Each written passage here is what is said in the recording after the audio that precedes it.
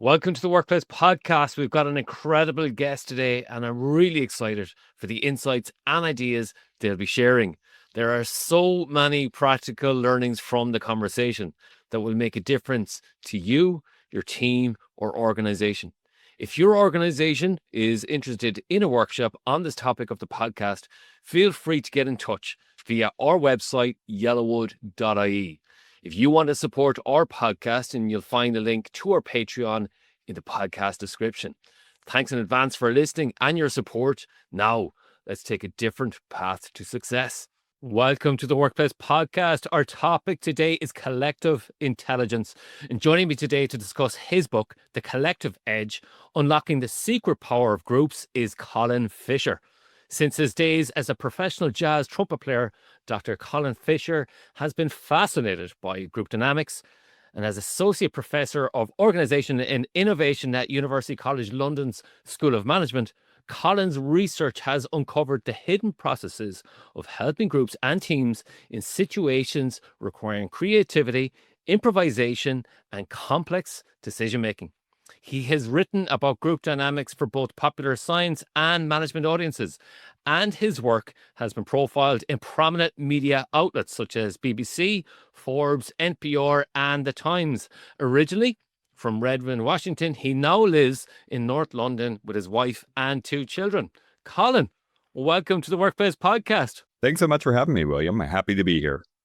So let me start with wonderful praise for this book I'm holding up here, The Collective Edge. And as you can see, lots of sticky notes here. So I'm going to let the listeners know why I enjoyed this book. So I loved the concept of collective perspective. It's that group lens for understanding human behavior. It's understanding more about group dynamics. And what I liked about it was that 60-30-10 approach. We'll talk about that later on. You talked about different dynamics such as process gains, structures, well-designed tasks, how polarization happens, team effectiveness, shared leadership. And what I like is it's educational, intertwined with examples from sport, music, of course, the world of work, and your personal experiences. So, and by the way, it's not only me praising this book, it gets high praise from Dan Pink, Amy Edmondson, a previous guest of this show, and Adam Grant. So if you're a listener interested in the mechanics of a team that form happier groups and how to unlock your team's potential, this book is for you. Colin, what a great read. Oh, thanks so much, William. I'm really glad you enjoyed it. Yeah, so let's start with that. So we said that the 60-30-10 rule. What is the 60-30-10 rule? The 60-30-10 rule is the principle that really tells you where to spend your time and attention when you're trying to make the most of a group or team. Yeah. And that the 60 is about group structure. And that's the stuff that often happens before the group even exists. It's who's on the team, what's their goal, what tasks are they going to do. And so that 60% of a group's effectiveness is determined by these structural factors that often are in place before the group ever even meets. Yeah. But then the 30 refers to what happens at the very beginning of the group's life, its launch. So at launch, about 30% of a group's effectiveness is determined by how it's bounded together, how the norms that start to emerge in that first meeting, the extent to which everyone really understands why they're there, why it's important, and where they're trying collectively to get to.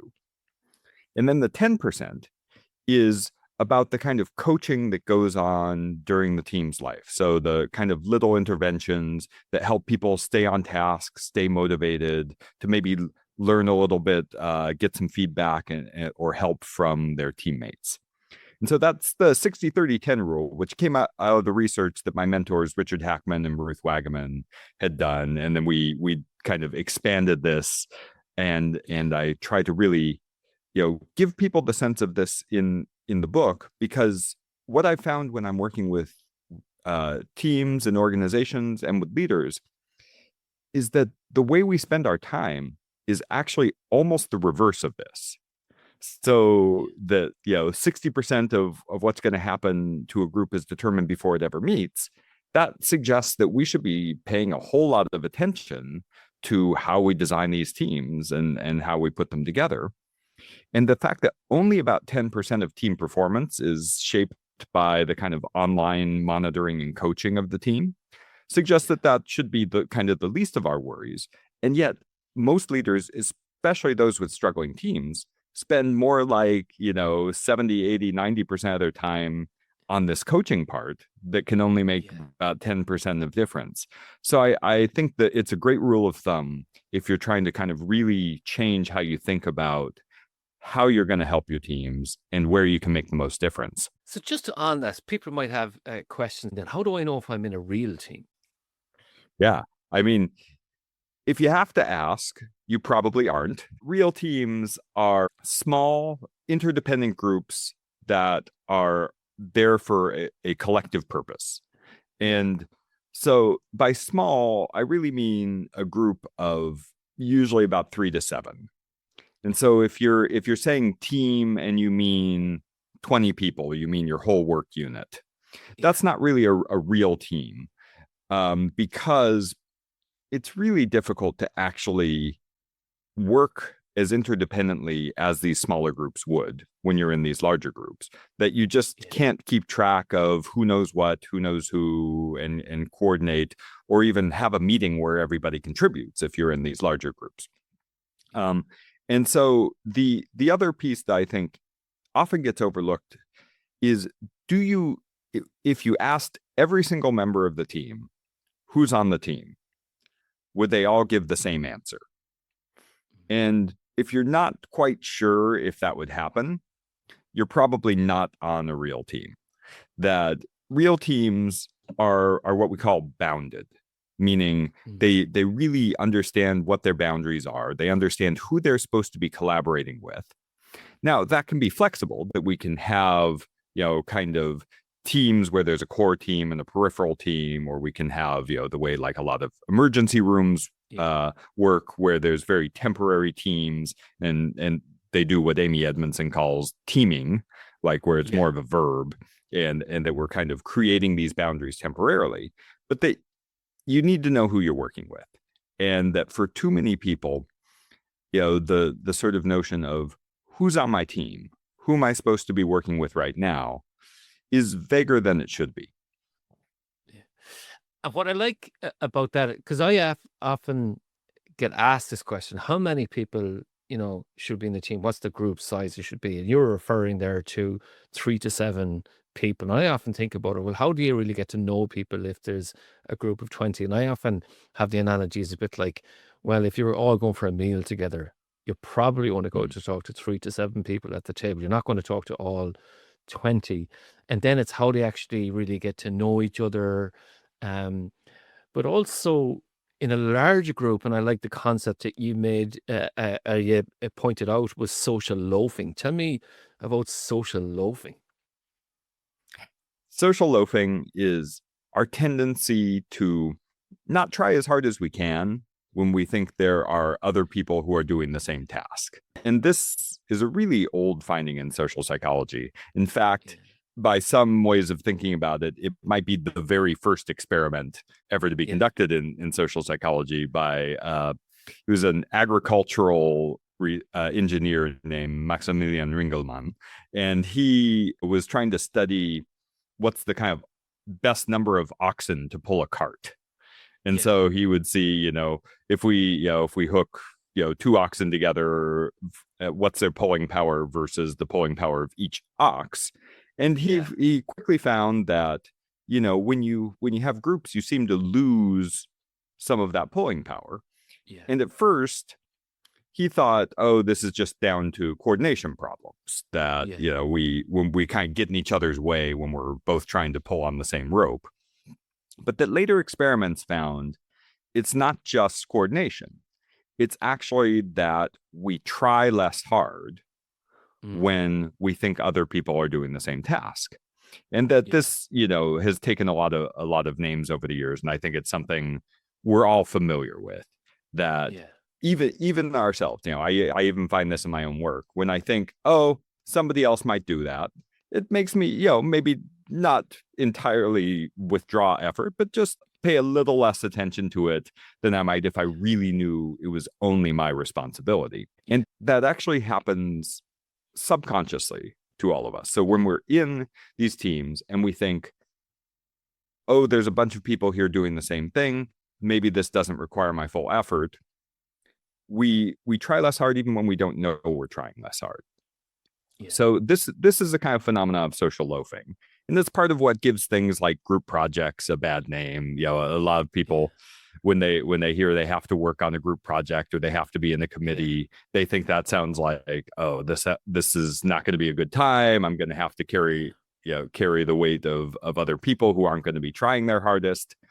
And sometimes that's right, but that tends to be right only when we kind of mess up that 60% of structural things that we talked about earlier. What I like about this book, then you really get into that structures that. So was that the Ringelmann effect that you were talking about there, the social loafing? Yes. Yeah, social loafing and the Ringelmann effect are mostly the same, but Ringelmann didn't actually know why it was happening. So he was just saying, look, we're not getting as much out of this when we put 3 people together. We should be getting, way more output than we're getting. And then later on, they discovered that it was because of this social loafing that we try less hard. I think that's an excellent concept.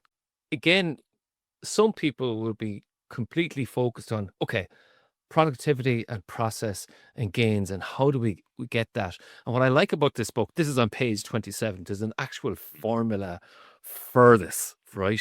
And if it's not too nerdy, if it's okay with you, Colin, can we go into that? Because it is a Steiner's group productivity. So Steiner's formula was AP equals PP minus PL, and it almost spells apple. And in the book, I wanted to call it the apple formula, but I thought that was a little too obscure. But so the AP there is the actual productivity of a group, the output that you see. Yeah. And that's equal to PP, which is the potential productivity, which is the same idea of if we could measure the effort and output of every individual and add them together, what would we get? And then the minus PL are process losses. And process losses are social loafing, so decreases in effort that come from working in groups, and also problems with coordination. So the fact that, in this sort of pulling a rope analogy that Ringelmann was doing, we get in each other's way. It's hard that we can't pull as hard as we otherwise would because there's just problems coordinating how we're going to do this task. So that was Steiner's original formula. And he designed that in the 1970s when there was kind of this, a whole bunch of research that was showing the problems with working and living in groups. And so there was all this stuff about social loafing, where we're trying less hard.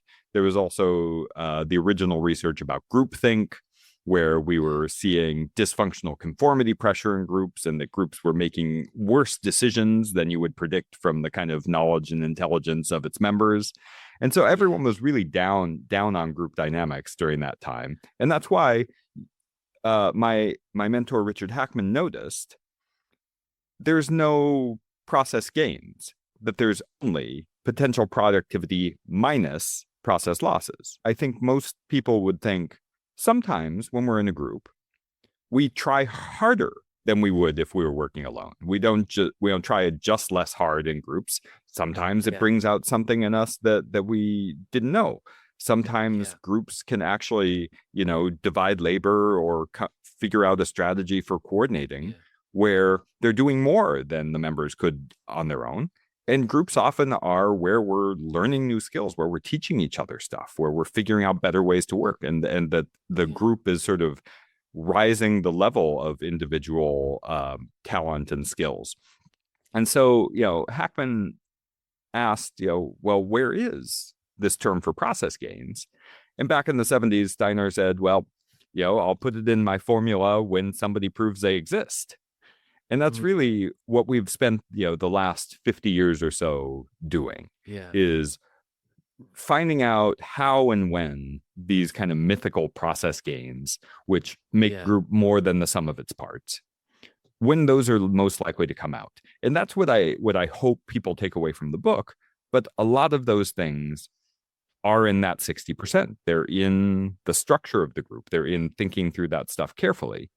And this is where I feel like maybe it's a different message than people have gotten about how to think about leadership and how to think about especially leadership of teams, where so much of what's been written, what's out in the popular kind of ethos are things about coaching. They're looking at like great Yeah. sports coaches and their halftime speeches, or these kinds of things where we're really focused on how do we fix conflict in teams? How do we get these lazy, demotivated people to be more engaged? But when that's the battle you're fighting, you're already kind of on the wrong side of things. And that this book is really a book for people who want to avoid those problems in the first place, as much as it's a book for people who are currently having those problems and trying to solve them. Because I think we spend way too much time dealing with these problems because we didn't have a systematic way to think about how to prevent them from emerging. I think that's a great point, Colin. I often speak to people about looking at different lenses: the system lens, the leadership lens, the individual lens, team lens.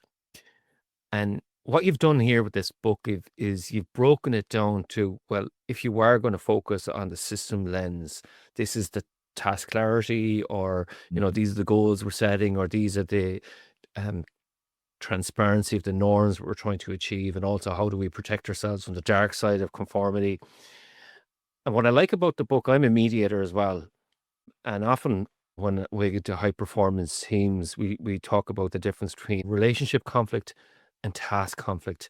And really what you're doing, I feel, in this book is focusing on how can you remove as much as possible the task conflict, so it doesn't muddy the water of thinking this is relationship conflict when actually it's a system flaw. Is that my key takeaway from this book? I think in a really healthy team, the one that has psychological safety, where people feel like they can take these interpersonal risks, where they can ask questions, where they can make suggestions, where they can disagree without feeling like the team's going to fall apart. Yeah. You can see what might look to outsiders like a whole lot of task conflict. But the perception of people in that team is going to be quite different, where it's like, well, no, this is what teams are for. Teams are venues for us hashing out these different views, these different perspectives, sharing different information that might contradict what other people think. That's why we have teams. That's where we get value out of group decisions. I'll back up and say, like, I like how you broke it down with the kind of systems level and the group level and the people level here, in that I think teams are a great sort of microcosm of thinking about organizations of all kinds, where it's not so overwhelming to think at the systems level when we're thinking about a small group or team, because the systems of which they are a part, are sort of things that are within our experience. Like, nobody has a direct experience of managing a social system of 1,000, 10,000, 100,000 people until they're in that position. But that all of us have the experience of being in these social systems of 3, 5, 10, 15 people. And that this, the kind of principles for how the system then relates to the processes and the culture within that team are, they're not 100% predictive. Like, I can't guarantee you, even if you do everything right in terms of structuring a team, that your team is going to go perfectly well, because they're still social systems that are open to the world and open to a lot of changes. But that, we can do a lot better prediction than we can when we're starting to think about much larger social systems, like, companies and governments and countries. But that the principles really still are the same. And that you can think about, I think you can learn so much about leadership of all kinds of organizations and systems by being able to think at the team level. And it's kind of like the little lab where you can get your systems thinking kind of primed in a way that I think is much more difficult when we, throw people into situations where they're having to manage large organizational units or even large organizations. In the book, you talk about well-designed tasks, which include task variety, task identity, task significance, autonomy, and feedback from the work. It's probably in teams that work hasn't been taught out at the start. And this is where you're saying the 60% is if we focus on that, we have a greater higher of chance of unlocking that potential, we'll say. Okay. So within that then is that the role of the HR person to get that task clarity, or is it the subject matter expert, or is it the leader? Like there seems to be, it's that coordination and effort at the start to even do that before you go into effort and coordination. Can you speak to that? Yeah, I think that's a great question. And I think there's kind of two different answers. So rather than talk about the positive case, I'll tell you how I've seen a lot of people get it wrong. So the HR people or the leaders often get things wrong when they give teams charge of only part of the work, and they treat sort of different teams in their organization like they're these functional silos that are kind of going along a knowledge production line, like, and that when we give teams sort of only partial tasks where they're not going to see the end result and its impact on the world. So they're not going to get this feedback from the work. Where we give them work where we've really prescribed the process by which they're going to do the work, and therefore they're not going to have this autonomy. Or that a lot of times when they're only doing kind of the middle part, and you're writing up the information that's committee is fed to you, and you're feeding it to some higher up committee that you don't, and then you don't know what happens to it afterwards, that you don't perceive the significance of it because no one told you. So there's ways that this can be screwed up before it gets to the team, but that in terms of getting it right, I don't think we need to put that necessarily on any one person. So if we're in an organization and we're doing work where we're quite confident we know how to do this. And so I think, the kind of old school manufacturing was often a good analogy for that. So if we're making toasters, and there was actually a company, I'm forgetting the name right now, that did switch from a production line for making toasters to giving teams responsibility over making the whole toaster. And then they get to like put a little stamp on the bottom to say like made by this team, and they could see that at the end product, and they got terrific results from doing that. And then it was the team's responsibility though to figure out who did what within that bounds of make a toaster. And that I think that kind of analogy, especially for knowledge work, where I think this is where task design gets tough, because when we're making things that are intangible, where we don't actually know what the final result is supposed to be, and that's often design teams or consulting teams, things where that we are kind of creating ideas, we're creating knowledge, that giving everyone the kind of whole, the team the responsibility over the whole. And then it's the team's responsibility to make sure that they communicate significance, that they have autonomy over the processes, and they don't mess these kind of other steps up. So it can be either or. And I think when we know exactly what we're making, it's often leadership or HR who are giving whole chunks of work to the team. But when we don't know exactly what this is, when we're gathering information, we're writing reports, we're coming up with new ideas, those things, often you're going to need to throw it to the team to help design their own task. And that's in a way the very first thing the team needs to do. And that's what I liked about the book. At the end of the book, then you start talking about that there's this shared leadership that needs to happen there. But people have to feel that as well, but also have the psychological safety to do that.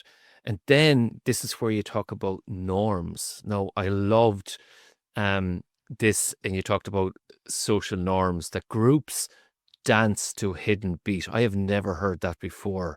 I think that's such a wonderful statement. It's true though, isn't it? That there's something going on there in the norms that it's very hard to see. Once you're in it, you kind of know what to do, but it's very much unconscious, isn't it? Yeah, I mean, it's it's funny that we think so much of our behavior is down to us and our traits and our personality. But if you were an alien watching yourself go through your day, you act totally different depending on the social situation you're in, right? That like the way I act at home and what I'm doing now versus what I'm doing in the classroom, the Yeah, my like overt behavior is really different. That's because there are different social norms for different social situations, but yeah, that groups create more of these social norms than we're aware of.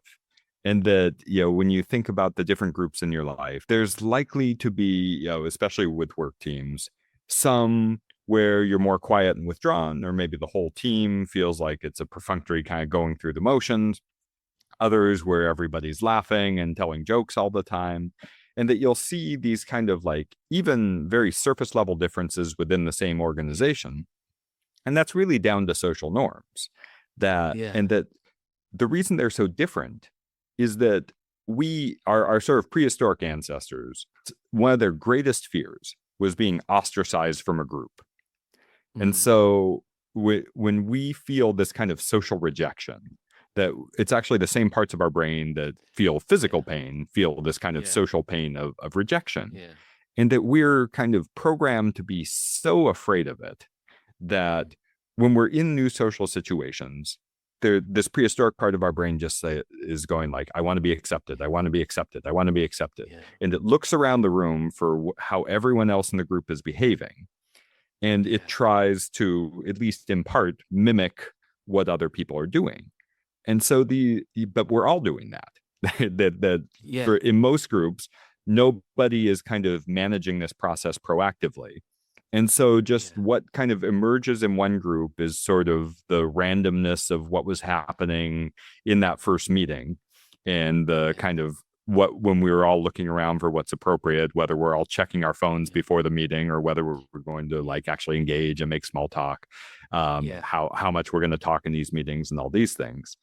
And so we see these really big differences, even when we have a lot of the same people from group to group, yeah, between how the groups behave that are down to this hidden beat that we're all dancing to, yeah. which are the social norms.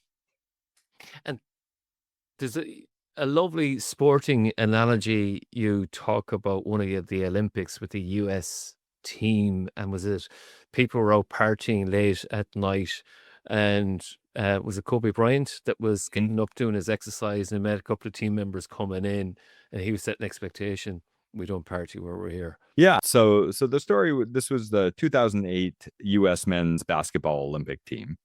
And that Kobe Bryant was probably the player that most other players looked up to in that team, and that LeBron James, Carmelo Anthony, and some of the younger players at that time, I think they were like about 23 at Yeah, the time they were on that team, were coming in late, or rather early the next morning from yeah, partying, and they ran into Kobe Bryant in the lobby of the hotel, who he was getting up to go to the weight room and start his training.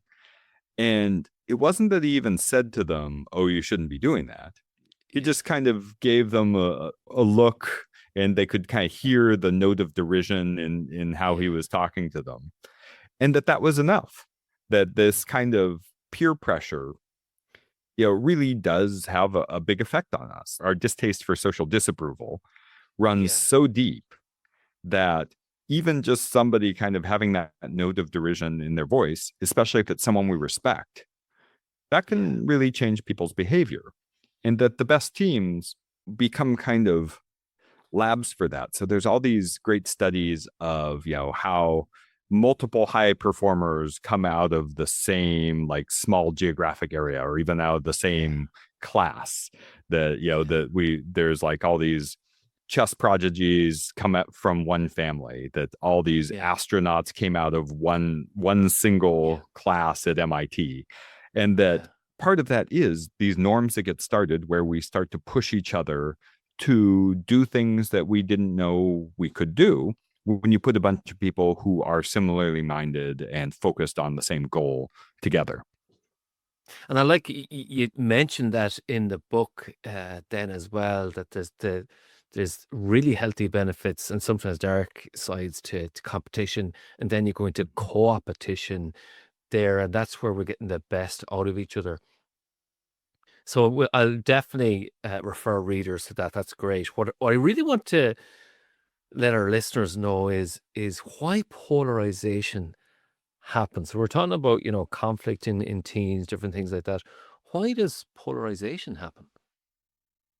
So polarization is this tendency of groups to become more extreme over time. So you would think that if you were to kind of measure the individual preferences of members of a group before they start interacting, what the original studies in polarization found, this was way back, I think, in the 1950s, was the theory at the time was, there's going to kind of be this regression to the mean, that if you get people who have a variety of different preferences, the group's going to kind of bring everyone into the middle. But that what we found over the years is that's not what happens. That, for any issue, there's kind of a midpoint, like if we think of things as like a yes-no decision. Yeah. And that if the group is leaning towards yes, it's like, 60% of the members feel like they want to vote yes. The group discussion is going to push us further and further towards that yes poll. But then so that by the end of group discussion, it's going to be more like 80% of members now prefer yes. Yeah. And that we see the same thing with political issues. We see the same thing with almost any kind of decision, where when you get a particular group of people and they start discussing things, they're going to be pulled more toward the direction that they were leaning in the first place, that the kind of average of the group. And the reason that happens is that there are two things going on. One is that everybody's not equally likely to speak in any group meeting. And the people who are most likely to speak are the ones who feel most strongly. And those people tend to be more extreme than average. But then we get the same phenomenon that we were talking about before, where we're all looking around the room for what's normal. And we think, this person these people who are talking the most and they're talking the loudest and they seem to care the most, that must be kind of what everybody thinks, even if that's not what I think.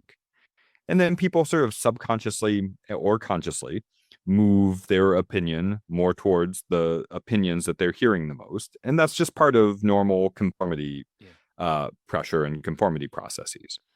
But then there's also new studies that have shown, especially on social media, there's a phenomenon called acrophilia.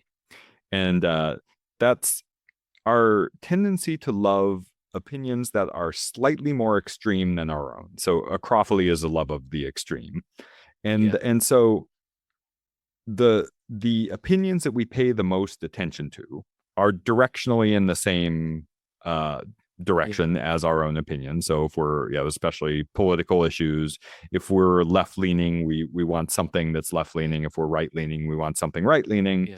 But that we like the opinions that are just a little more extreme than our own. And those are the ones that we pay the most attention to.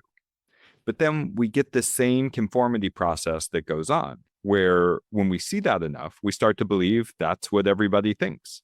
And because everybody loves that opinion that's slightly more extreme than their own, the algorithms that now govern what information we see, what information we're exposed to, keep promoting these slightly more extreme than average opinions until we all believe what used to be more extreme than average. And then that becomes average. And then we keep moving and we keep moving. And you can see how political parties then move apart over time. And that we get what we call political polarization, which is more that the two dominant political viewpoints, and most countries have kind of two main ones, are moving farther and farther apart over time. And so these kind of, there's sort of the within group polarization that's going on, which is just pulling that group more Yeah. towards an extreme. And then there's this more macro level political polarization, which is pulling different groups farther and farther apart over time. Yeah. Um, and I think, social media has definitely made this process faster, where Yeah. before we got exposed to kind of a variety of opinions that was based on mostly on our geographic location. That Yeah. you couldn't choose what information you were exposed to nearly to the extent you can today, Yeah. where now we can just go online and hear only things we agree with already, and that Yeah. expose us more and more to this polarization process. And that because the algorithms are sort of primed to promote things people want to pay attention to, we see it accelerating and accelerating. And that one of the things I ran across as I was researching this book was research by Jay Van Bevel and his colleagues that show, for the first time, the most popular thing on social media isn't kind of the jingoistic love of our own group. It's not stuff Yeah. where we're praising us and saying how wonderful we are. Mm. The most popular stuff is out-group hate. It's stuff where we are criticizing, vilifying whoever the Yeah. out-group is. And that now has surpassed in-group love as the most popular form of information on the internet. And Yeah. that you can, I think it's not hard to see why that's a dangerous trend to continue. So we'll say I'm listening in to this and I think there's polarization happening in my team and I have concerns about that. Like, is this where we have shared leadership around that? Let's relaunch, let's do some new norms, let's state what are the expectations of the group to interact. Like, what advice would you give to people if from an intra group, my own team? So luckily, the kind of prescriptions for almost any kind of social influence, of making Mm, better decisions, of trying to avoid dysfunctional conflict, of trying to yeah. avoid polarization within your team, you do basically the same stuff for in all those situations.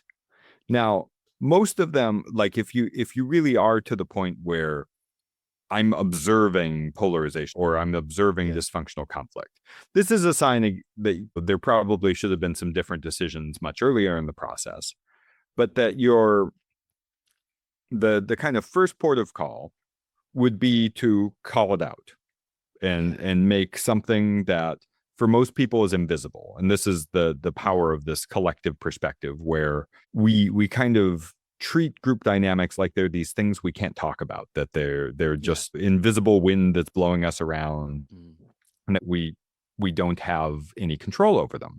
But that yeah. control first starts by making that invisible visible, and that we're Yeah. all observing it, we're all paying attention to it.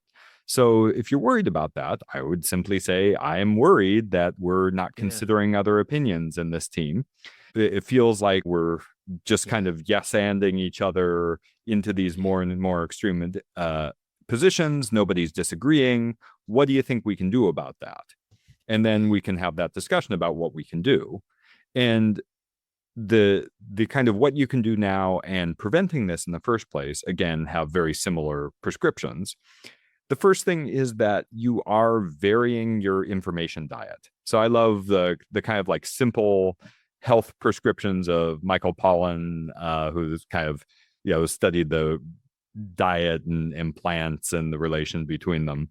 He said, try and eat a variety of things, mostly plants, not too Yeah. much of anything processed. And it's really Yeah. the same with information, that you want to hear information from as close to the original sources as you can. So that's Yeah. the not too processed part. We don't want to be eating Dorito information, which is an influencer repeating what another influencer said, who, heard from, Yeah. so, read the headline of a story, but didn't read the whole thing. That we Yeah. want to go back, and that often journalists are the best way for us to do this. But, Yeah. if you can get closer to the original sources, then you should. to be having a variety of that. So it's not all coming from one platform and one source. And the same is true for people, that if we're only listening to each other and we're not soliciting other opinions, whether it's from different functional groups in our organization, whether it's from kind of our network of advisors from outside our own organization, then we really need to be doing that. So we want to be collecting this variety of information. We want it to be as close to the original sources as we can. And we want to be avoiding the kind of processed opinions that I think too many people are relying on these days. So this kind of what Deborah Ancona at MIT calls boundary spanning in groups, that we don't treat our boundary, although we need these boundaries to know who we're collaborating with. That doesn't mean that all of our information should come from within our group boundaries. It really, groups need to have these permeable boundaries where members are going out, they're members of other kinds of groups, they're talking to a variety of people, and that we're getting those opinions to influence what we're talking about within the group. So I would say those are kind of the first level things that you need to be doing. But that if you do have a group where you have a lot of dysfunctional conformity pressure, that's usually a sign that psychological safety isn't as high as it ought to be. Because usually with conformity pressure, when it becomes noticeable, it's because people are starting to enforce that conformity. When sort of dissenting views come up, they're not being shouted down, but they're meeting with subtle disapproval. They're getting signs that maybe that disagreement is unwelcome. And so you just need to fight that wherever you see it. When people are offering dissenting opinions, they're taking a risk. They're taking, they're really counteracting their own brain's desire to stay safe within the herd. And that people need to be praised when they're taking those risks, because if they're even meeting the subtlest disapproval, they're going to stop taking that risk very quickly. And so, when you have people who call out that, hey, it seems like we're all agreeing a lot, or we're not considering some information that we haven't been talking about, where maybe we shouldn't hire this person, maybe we shouldn't acquire that company. It seems like we all want to do that, but have we really gone deep into what the reasons not to do what we prefer might be? That's a risk already that needs a lot of praise, a lot of attention, and it's a very fragile flower to let grow within your team. And if you kind of don't pay attention to it, or you don't take care of it, it's going to wither away quite quickly, and it's very hard to get it to kind of regrow. And I think people voicing their concerns is a sign of engagement. If they're disengaging, then that's where it gets hidden. And I also am fairly sure a lot of people misunderstand psychological safety, because it's not about avoiding conflict. It's actually about saying what needs to be said and heard, knowing that you're not going to be punished as a result. And I think that's really important for groups and people to know. The other thing that you spoke about in the group is that people should act as brokers in between groups to help with intergroup conflict. Can you tell us a little bit about that, the idea, that notion of being a broker? Yeah, being a broker just means you're connected to two different groups that aren't connected by many other people. So often you're the only connection between two different groups would be the most extreme version, right? So there aren't many people who are jazz musicians and business school professors. So I'm likely to, be a broker between those two groups and be uniquely able to connect them in ways that other people are not. And that's true at work. And that what people who study social networks have found is that brokers are, some of the most powerful and important people in the organization, because that's where new ideas often come from, where you have this perspective where you can look in one group and say, oh, look at that thing going on over here. That would be useful in this other group as well. Yeah. And it's also a way to be a conduit for just literal information that, somebody who knows what's going on in finance can get that over to marketing if nobody else has that same connection. So brokers are really important, and that if you have groups that are composed properly, where they have this diversity of different perspectives, usually those different perspectives come from being connected to different other groups. And inviting that in and really making sure that when we are trying to make important decisions, we're going around and we're not just trying to say, hey, does everyone agree? We're actively seeking information that may contradict the kind of emerging consensus we have in the group. And this is always something I do in groups I'm coaching or groups I'm leading, when it seems like we're quite quickly agreeing on the course of action, to say, all right, it seems like everybody, has the same opinion here. What are we missing? What other information do we have that might lead us to a different conclusion? And let's make sure we collect all of that before we get too committed to this course of action. And that I think that active search, if you've got people who are already brokers on your team, that's probably a sign, again, that you did a better job composing it, especially if you're not all the same brokering between the same groups. And if you're not, then sometimes we can encourage people to make those connections, to say, hey, we're going to need somebody who goes and talks to manufacturing about the design we're creating here. We don't have anybody on the team right now. Can somebody be the liaison who's going to make sure they go share what we're doing, share our progress, to check with them and bring that information back? So sometimes you need to create brokers if you find that you don't have one that you need. And doing that kind of analysis, especially early on in the task, can be really the difference between success and failure of a lot of these organizational projects. It's been fascinating listening to you and reading your book. And I'm going to quote Margaret Mead here. Never doubt that a small group of thoughtful, committed citizens can change the world. Indeed, it's the only thing that ever has. And at the end of your book, then, Colin, you start summarizing. It's about taking a collective perspective, that structure is king. Leadership just is for leaders. It's a functional and shared approach to group leadership.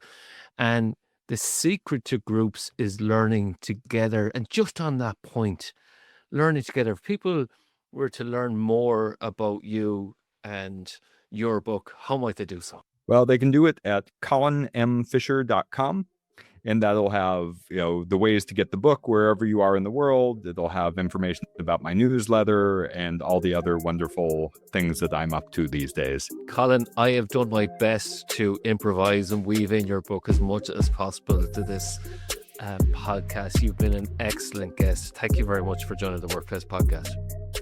Thanks so much for having me, William. It was really fun. Thanks so much for listening to the Workplace Podcast. I really appreciate you being part of the conversation. If you found value in today's episode and want to support what we're building here, you'll find a link to our Patreon in the description. As a workplace expert, I'm here to help you resolve your workplace dilemmas. If your organization could benefit from my expertise, feel free to get in touch via our website, yellowwood.ie. Yellowwood, your external learning and development partner. Take a different path to success in your career, leadership, team, and organization. Until next time, take care, and we'll see you soon.